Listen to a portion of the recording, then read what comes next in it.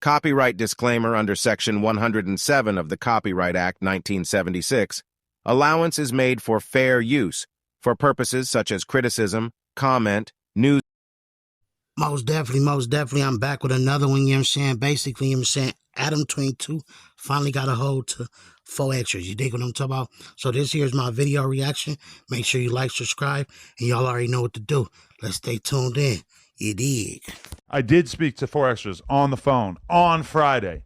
Now, I will reveal to the people, he was not 100% happy with me.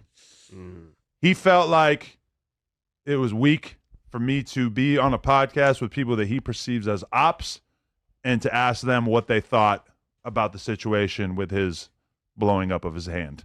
And I get that because realistically, you know, this is an op-friendly podcast. There's a lot of people on here who certain people get along with, don't get along, etc. I think he even felt a way about King Pill being on the podcast. We can get into that Zest arc in a moment and everything. But he did feel a way about that, and it was a little bit of a threatening or like an angry vibe to it. Like, pull up on me in the studio. I want to talk to you.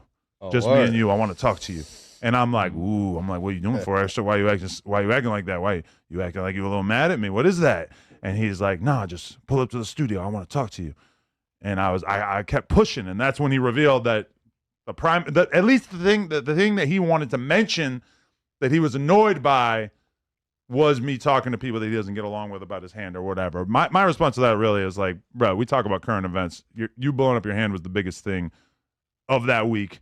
I'm on a podcast with people that you don't technically get along with. We talking about it. I'm sorry, man. That's just how this goes. Anyway, the next day, and I haven't spoken to him since then. I actually gave him a call this morning, and he didn't pick up. I don't know how late he's sleeping in at this point. But the next day, I got contacted by 2 different people in this content space who told me that they had conversations with him about his request to be paid handsomely for an interview. They both informed me that they spoke to him, that they turned him down, and then they told me how the conversation went. I didn't reach out for this information. They just reached out to me. So 4 Extra is out there digging for gold, trying to find someone who wants to invest in his comeback tale. As far as if his return interview will be on No Jumper, I don't know. I'm waiting to speak to him. So I will have to leave you guys in wait for that information. Or so people have been in him up, or he reached out to 2 people in this space that we know.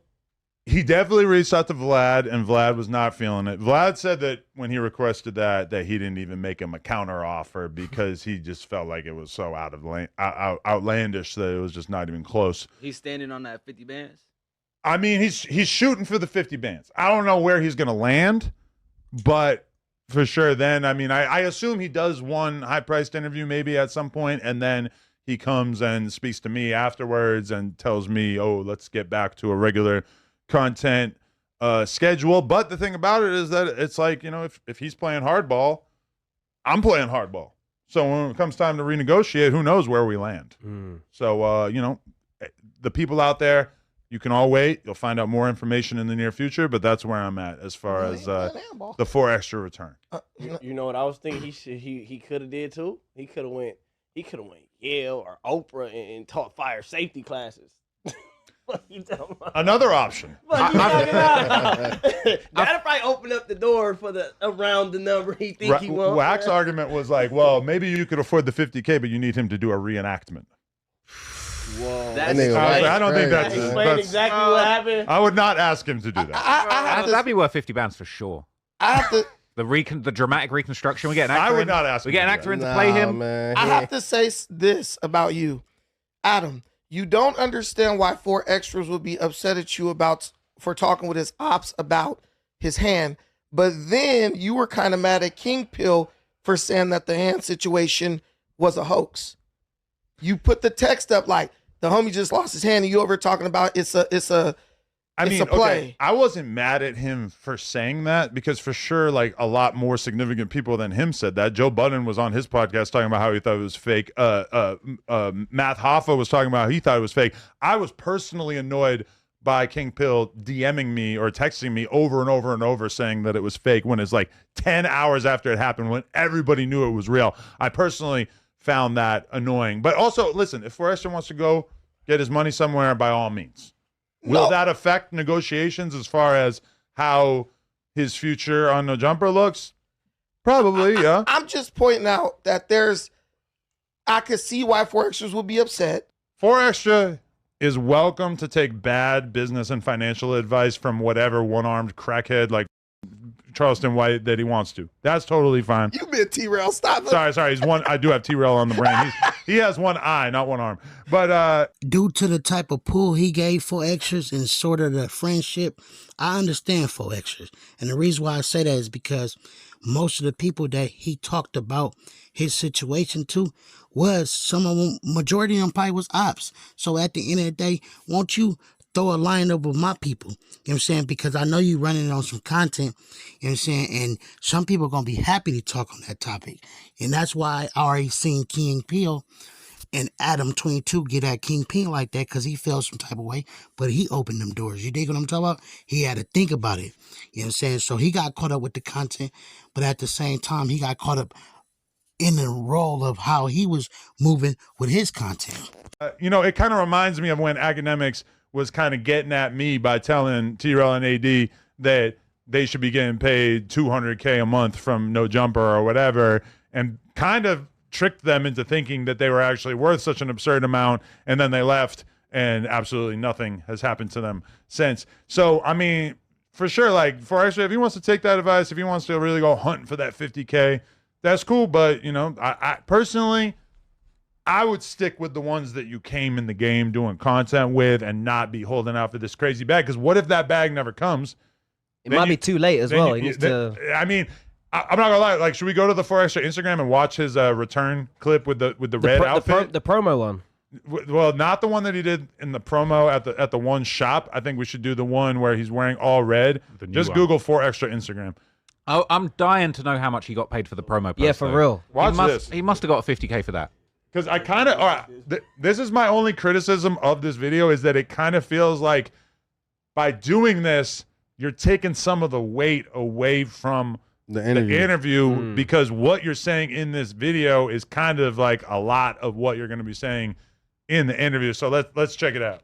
Crenshaw the Feed, Vernon Avenue, I'm back. Off the back, I'm back. On Vernon Avenue. I'm back. Dead home, but I came to make this video for all my supporters and all my fans, and to everybody that show love and gave support around this world. That's what I came to make this video for everybody around this world. On Vernon Avenue, I had to make this video for all the supporters and all my fans around the world. Off the back on the dead homies.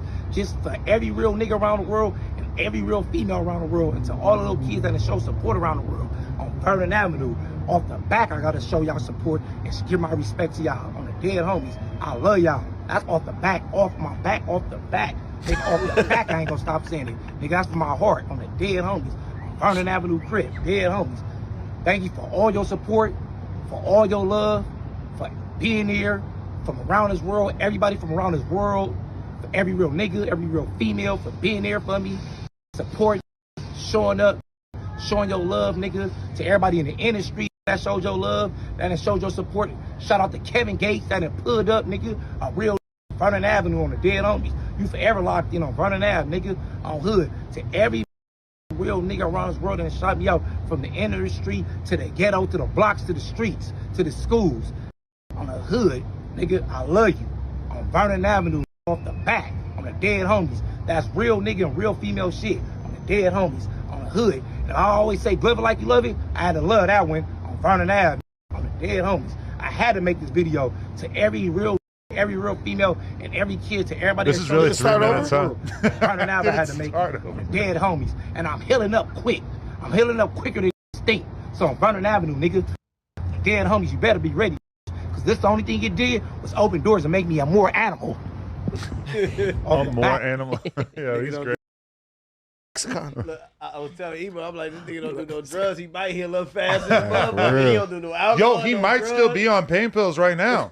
Because I know he was when it first happened. I also know he's like super anti-pain pills, so it was like his first time ever being on. So I don't know. I mean, me personally, I'm just saying, I'm Switzerland. Whatever he wants to do, he could come holler at me after the fact. I just, it's kind of a weird feeling when you feel like you have a good business relationship with somebody and then they decide that they want to massively increase the amount of money that they asking for. But at the same time, I can't hate on his game. You know, if he wants to go try to get that, but he can't be upset when my perspective is a little bit different when he comes back and tries to renegotiate another deal. Well, So, Adam, go Adam, get let me your ask bread, you- though, my nigga. Let me ask you a real question, right? What can you, if you can talk about it, what was the situation before this happened? Because I'm assuming it seemed like 4Extras was popping up on No Jumper. He was a regular. I don't know what the deal was, what the contract was, if he was exclusive.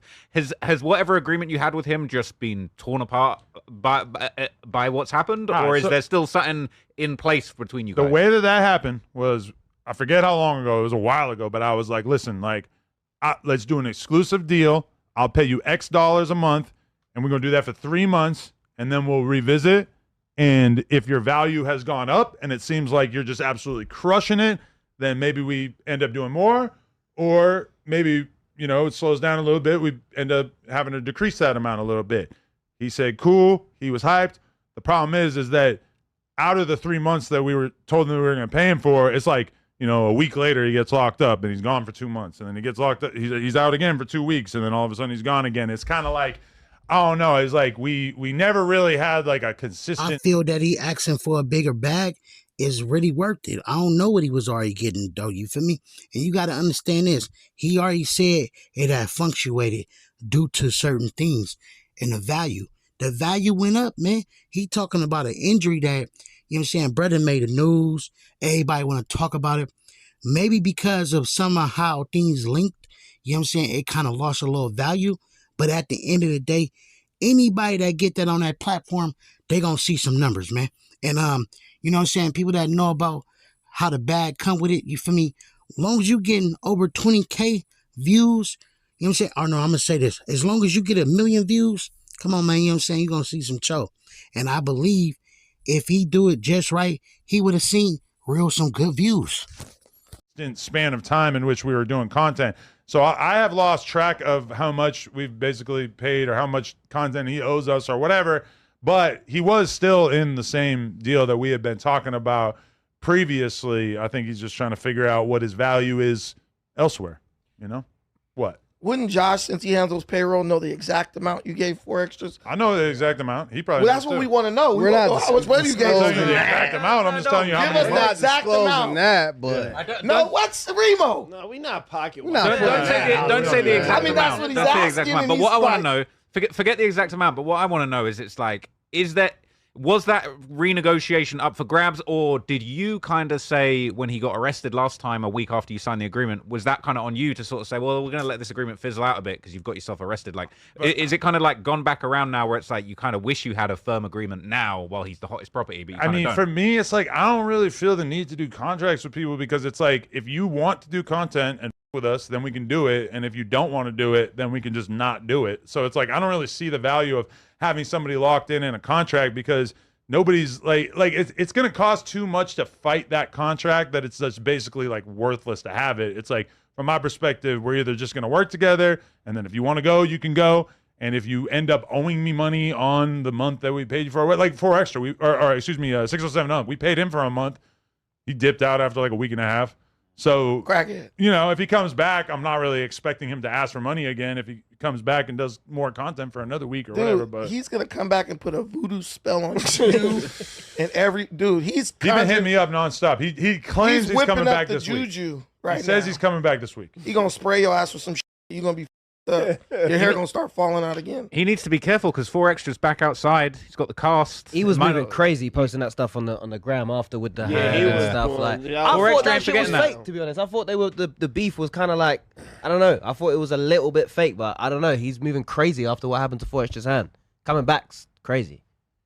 I mean, 4Extra himself said, right, he's still going to be, what is it? Brandon got a water girl bringing him water throughout, and she can't bring him like multiple waters. It's got to be like spaced out. So Ralphie threw my water in the chat. you probably got to help with your circulation by standing up, huh? What happened? Nothing. that was crazy. Wait. 4Extras? What was I saying? Well, 4Extra's like, I guess for me, it's just almost like it's kind of interesting to consider the fact that it's like you guys were kind of working, you got a contract. Yeah, contract's not really worth anything, especially working with a street dude that's just going to say off. You can't really sue somebody that's in the streets that don't care. But it's like, I guess it's just. Do you feel like maybe there's a version that you could negotiate? Maybe a 25,000 would be worth it to No Jumper for his first interview, or is that out the window? No, it's not worth that much. No. But he was doing numbers before, right? Before this happened, he was still getting numbers in the door. 25,000 is so much money. What? Charleston White ain't wrong for what he said. He made that man think. At the same time, even if I was on No Jumper, I would already have my page rolling just in case as a backup plan, you feel me? Or rolling as I'm doing what I'm doing, you know what I'm saying? On his platform, you feel me? Because I am the brand. And 4Extra already had that wave where he could have had his own page already popping. Then do things on No Jumper a certain way, you feel me? But at the end of the day, that comes with the game. That comes with learning. You feel me? You know what I'm saying? By him asking for a bigger bag, ain't nothing wrong with that. You feel me? What he could do now is really get involved in it in the correct way and get that channel going. Like, Brett. What's the number that you would be happy to give?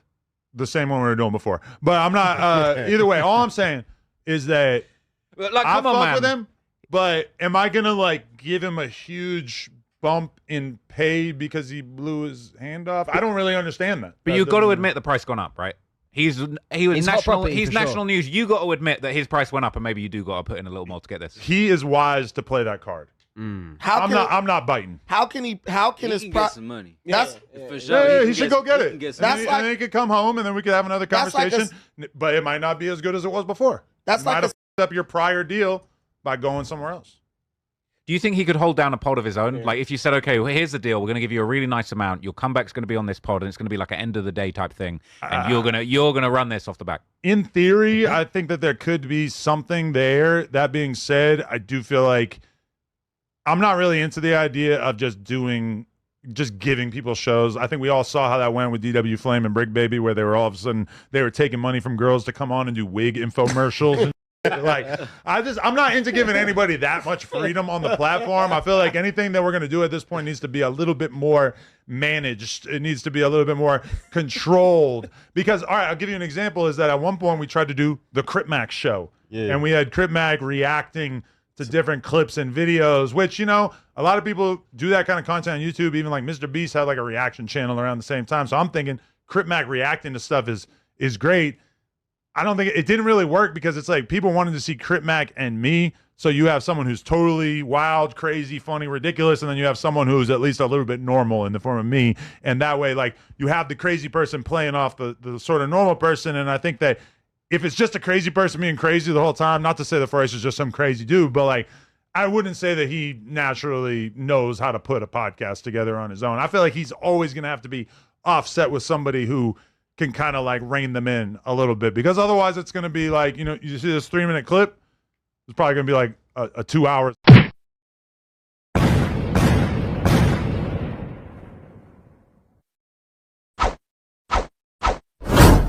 I was rich then, but you ain't even know it like Rocco. We don't keep score, we just keep on scoring.